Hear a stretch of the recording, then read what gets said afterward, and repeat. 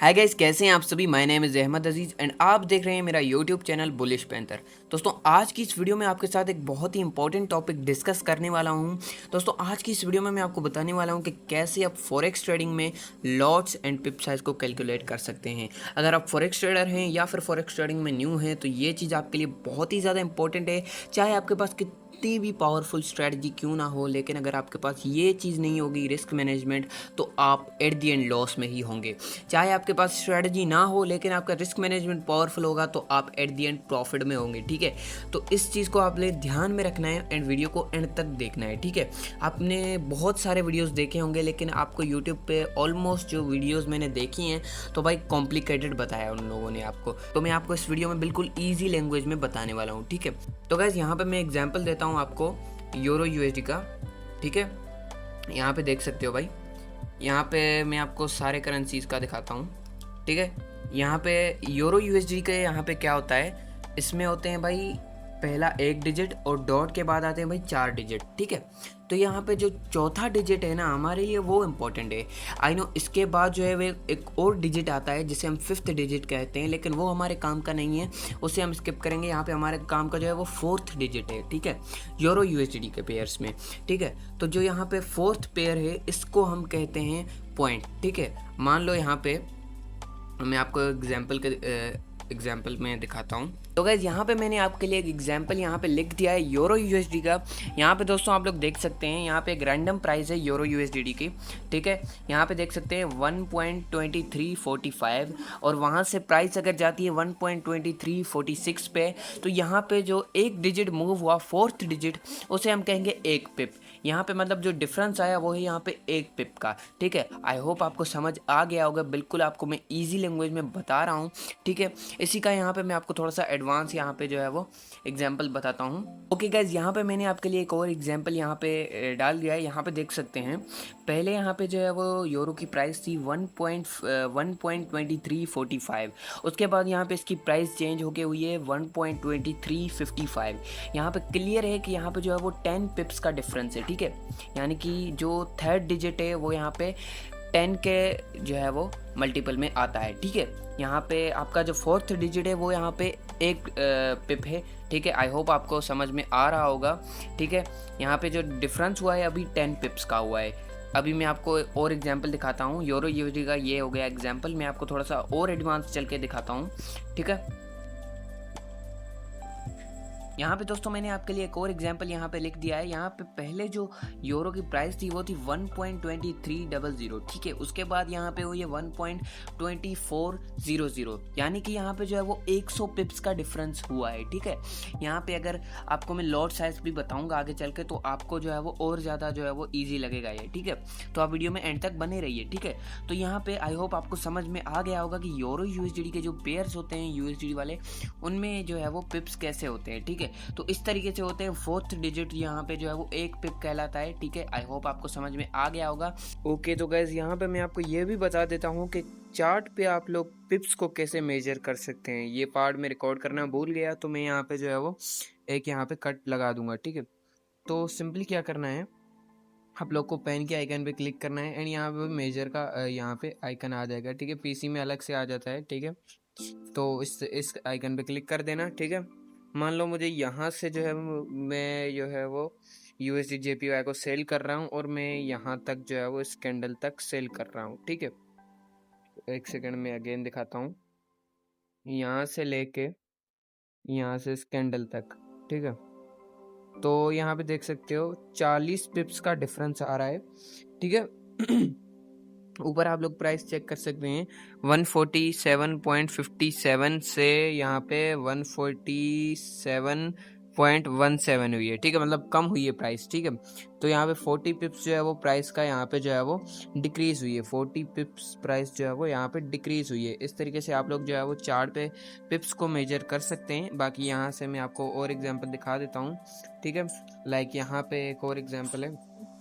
मान लो मैं यहाँ से जो है वो बाय करता हूँ एंड यहाँ तक जो है वो मुझे बाय होल्ड करना है इसको। ठीक है, यहाँ तक ओके हो गया। ठीक है, तो यहाँ पे सीधा भाई आप लोग देख सकते हो यहाँ पे आप लोग देख सकते हो, यहाँ पे शो हो रहा है 147.02 एंड यहाँ पे 147.42, मतलब भाई यहाँ पे भी 40 पिप्स का डिफरेंस है। ऊपर आपको यहाँ पे शो हो रहा है 40 पिप्स का डिफरेंस है, ठीक है। तो इस तरीके से आपको यहाँ पे जो है वो चार्ट पे आप लोग पिप्स को मेजर कर सकते हैं, ठीक है। तो ये था भाई, इस तरीके से आप चार्ट्स पे जो है वो मेजर कर सकते हैं पिप्स को। बाकी वीडियो को कंटिन्यू करते हैं। अभी मैं आपको बताता हूँ JPY पेयर्स के लिए, ठीक है। तो उसका भी मैं यहाँ पे आपको एग्जांपल लिख देता हूँ। तो गाइज यहाँ पे मैंने USD JPY का एक आपके लिए एग्जांपल लिखा है, ठीक है। यहाँ पे जो प्राइस है वो बिल्कुल भाई यहाँ पे एग्जांपल के तौर पे मैंने लिखी है। फिलहाल तो इसकी प्राइस जो है वो काफ़ी डिफरेंट है इससे, ठीक है। यहाँ पे USD JPY की प्राइस है यहाँ पे 156.23, ठीक है। एंड उसके बाद कन्वर्ट हो गई होती है 156.24, यानी कि यहाँ पे भाई एक पिप का डिफरेंस हुआ। यहाँ पे जो 3 डिजिट के बाद डॉट आता है, डॉट के बाद जो यहाँ पे आपके सेकंड डिजिट होते हैं ना, यहाँ पे 2 डिजिट होते हैं, तो उसका जो सेकंड डिजिट होता है उसको हम जो है वो एक पिप कहते हैं, ठीक है। आई होप आपको समझ में आ गया होगा, ठीक है। अगर थोड़ा सा कंफ्यूजिंग लगे तो भाई वीडियो को जो है वो स्टार्टिंग से देख लेना, ठीक है। बाकी मैं आपको एक बार रिपीट कर देता हूँ। यहाँ पे USD JPY में क्या होता है, लाइक यहाँ पे देखो, एक आपको मैं दिखाता हूँ। यहाँ पे जो है वो पहले 3 डिजिट होते हैं, उसके बाद जो डॉट के बाद होते हैं 2 डिजिट, ठीक है। तो जो डॉट के बाद वाला जो दूसरा डिजिट होता है उसको हम कहते हैं एक पिप। अगर ये यहाँ पे ये मान लो ये 2 है, तो ये जैसे 3 हुआ ना भाई, हम कहेंगे कि एक पिप यहाँ पे जो है वो मूव हुआ है। आई होप आपको समझ में आ गया होगा, ठीक है। तो इस तरीके से होता है JPY पेयर्स में। आपको मैं थोड़ा सा एडवांस करके दिखाता हूँ, ठीक है। यहाँ पे दोस्तों आप लोग देख सकते हैं USD JPY की यहाँ पे जो है वो प्राइस है अभी 156.23, तो उससे मूव होके यहाँ पे प्राइस बनती है 156.33, तो इसको हम कहेंगे 10 पिप्स, ठीक है। यहाँ पे जो है वो 10 पिप्स का यहाँ पे डिफरेंस हुआ है। आगे चल के मैं आपको ये भी बताऊंगा कि आपको कितने पिप्स के जो है वो कितने लॉट साइज पे कितने पिप्स पे आपको कितना डॉलर का प्रॉफिट होगा, ठीक है। तो वीडियो में एंड तक बने रहिए। एंड यहाँ पे थोड़ा सा एडवांस चल के दिखाता हूँ। यहाँ पे एक और आपके लिए मैंने एग्जाम्पल डाला है। यहाँ पे देख सकते हो भाई 156.30 प्राइस है पहले JPY की, उसके बाद बनती है 157.30, ठीक है। तो इसका मतलब यहाँ पे जो है वो पूरे 100 पिप्स का डिफरेंस हुआ है, ठीक है। पूरे मतलब 100 पिप्स का डिफरेंस हुआ है भाई यहाँ पे। आई होप आपको समझ में आ गया होगा। अभी मैं आपको जो है वो गोल्ड के पिप्स काउंट करना दिखाता हूँ, ठीक है। वो थोड़ा सा कॉम्प्लिकेटेड है, लेकिन आप वीडियो में एंड तक बने रहिएगा, आपको वो भी समझ में आ जाएगा, ठीक है। गाइज यहाँ पे मैंने आपके लिए गोल्ड का एग्जाम्पल यहाँ पे ऑलरेडी डाला हुआ है। यहाँ पे देख सकते हैं गोल्ड की प्राइस है यहाँ पे $3400, ठीक है। गोल्ड की प्राइस जो है वो $3400 है। उससे यहाँ पे जो है वो प्राइस बढ़ के जाती है 3401 पे, ठीक है। $1 यहाँ पे गोल्ड की प्राइस इंक्रीज होती है, तो यहाँ पे हम कहलाएंगे कि भाई यहाँ पे 1 पॉइंट जो है वो इंक्रीज हुआ है गोल्ड का, जिसमें यहाँ पे 10 पिप्स इंक्रीज हुए हैं, ठीक है। 10 पिप्स इंक्रीज हुए हैं। आई होप आपको समझ में आ गया होगा। गोल्ड के पिप्स काफ़ी ज़्यादा डिफरेंट होते हैं, ठीक है। यहाँ पे इसके बाद जो है वो डॉट के आगे भी कुछ डिजिट आते हैं, लेकिन मैं आपको ईजी करके बताता हूँ, ठीक है। तो वो भी आपको मैं आगे चल के बताता हूँ, ठीक है। तो गोल्ड में जो है वो आपका 1 पॉइंट आपका 10 पिप्स के बराबर होता है। बाकी जो और पेयर से उनमें आपका 1 पॉइंट जो है वो 1 पिप के बराबर होता है, ठीक है। तो इसी तरीके से होता है यहाँ पे। एंड जो गोल्ड में आपको मैं और भी एग्जाम्पल दिखाता हूँ, ठीक है। लाइक दोस्तों यहाँ पे आप लोग देख सकते हैं, मैंने एक और एग्जाम्पल आपके लिए डाला है गोल्ड का, बिल्कुल ईजी करके समझाता हूँ। यहाँ पे देख सकते हैं ये जो डॉट के बाद यहाँ पे आता है ना, गोल्ड में क्या होता है, 4 डिजिट होते हैं पहले, उसके बाद डॉट के बाद आते हैं 2 डिजिट, ठीक है।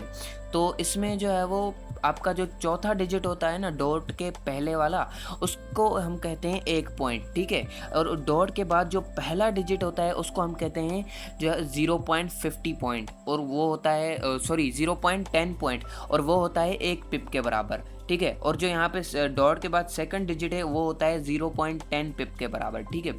आई होप आपको समझ में आ गया होगा। यहाँ पे पहले गोल्ड की प्राइस थी 3400.00, ठीक है। उसके बाद 3450 हो जाती है प्राइस, मतलब यहाँ पे 0.50 पॉइंट इंक्रीज हुआ है गोल्ड। एंड यहाँ पे 5 पिप्स की जो है वो यहाँ पे गोल्ड में मूवमेंट आई है, ठीक है। 5 पिप्स का मूव आया है गोल्ड में, ठीक है।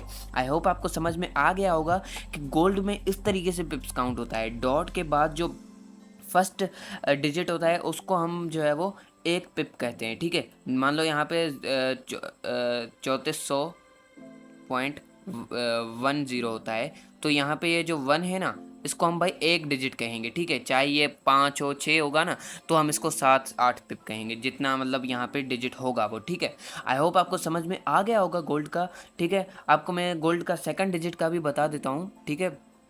यहाँ पे मैंने आपके लिए वो भी यार जो है वो एग्जाम्पल रखा है, ठीक है, ताकि आपको बिल्कुल जो है वो क्लियर सब कुछ समझ आ जाए, ठीक है। यहाँ पे देख सकते हैं भाई गोल्ड में क्या है, यहाँ पे प्राइस है इसकी 333.33, उसके बाद प्राइस जाती है गोल्ड की 333.34, ठीक है। मतलब 0.04 पॉइंट जो है वो 0.01 पॉइंट ये इंक्रीज़ होता है एंड 0.10 पिप्स इसका जो है वो इंक्रीज़ होता है। मतलब यहाँ पे जो डॉट के बाद सेकंड डिजिट है ना गोल्ड का, उसको हम कहते हैं 0.10 पिप्स। बहुत सारे लोगों को इसकी कन्फ्यूजन रहती है, तो आई होप आपकी वो कन्फ्यूजन जो है वो क्लियर हो गई होगी अभी, ठीक है। तो वीडियो आपके लिए मैं फुल जो है वो इजी करके बना रहा हूँ, तो आई होप यार आप लोग का एक लाइक तो बनता है, ठीक है। आई होप आपको समझ में आ गया होगा, ठीक है।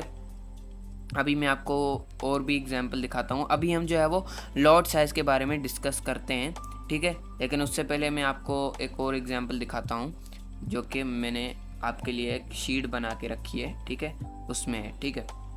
आपको मैं दिखाता हूँ, यहाँ पे देख सकते हैं भाई, यहाँ पे यूरो यूएसडी में क्या है, इसकी पहले प्राइस थी 1.1000, ठीक है। प्राइस बन जाती है 1.1050, मतलब यहाँ पे जो है वो 50 पिप्स इंक्रीज़ होती है। मूव आया है प्राइस में 0.0050 का, तो यहाँ पे 50 पिप्स जो है वो इंक्रीज़ हुए हैं, ठीक है।